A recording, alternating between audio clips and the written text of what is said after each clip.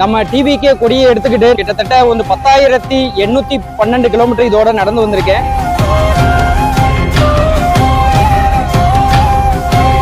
தளபதிக்காண்டி கண்டிப்பா அவரை சிஎம் ஆக்கணும். தமிழ்நாட்டையே திரும்பி பார்க்க வைத்த ராணுவ வீரர். நான் டியூட்டியில இருக்கேன், லீவ் எக்ஸ்டெண்ட் பண்ணிருக்கேன்.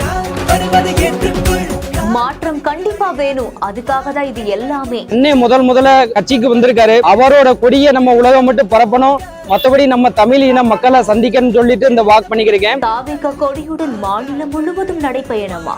ராணுவ வீரருக்கு திருச்செந்தூரில் உற்சாக வரவேற்பு அளித்த தாவேகாவினர்.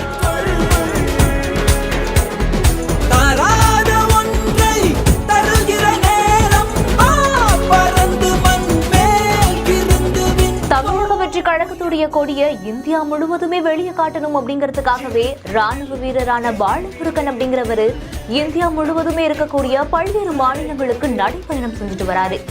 அதோடைய ஒரு பகுதியா தான் திருச்செந்தூர் பேருந்து நிலையத்துக்கு வந்த அவருக்கு அங்க இருக்கக்கூடிய தாவேகாவினர் மாலை அணிவித்து உற்சாக வரவேற்பும் கொடுத்திருக்காங்க. பிப்ரவரி 24ஆம் தேதி கன்னியாகுமரியில தொடங்கின இந்த ஒரு நடைபயணம் கோவா, கேரளா, சண்டிகர் இப்படின்னு பல்வேறு மாநிலங்கள் வழியா இப்ப தமிழகத்துக்கும் வந்திருக்காரு. கிட்டத்தட்ட 10,812 கிலோமீட்டர் நடைபயணம் செஞ்சிருக்காராமா. அண்ட் அது மட்டும் இல்லாம கண்டிப்பா 2026ல ஆட்சி மாற்றம் வேணும் அப்படின்னு தெரிவிச்சிருக்காரு. அண்ட் அதுக்காக தான் தாவேக கட்சி கொடியோட இந்தியா முழுவதுமே பல்வேறு மாநிலங்களுக்கு நடைபயணம் செஞ்சுட்டு இருக்கிறதாகவும் அவர் தெரிவிச்சிருக்காரு. இந்த செய்தி குறித்த உங்களுடைய கருத்துக்களை கீழே ஷேர் பண்ணுங்க. மேலும் செய்திகளுக்கு நம்ம பிஹைண்ட் ஃபாலோ பண்ணிக்கோங்க. இந்த வீடியோவை வழங்கியோர் GT Holidays, Medway Hospitals, Prithvi இன்னவர்ஸ்.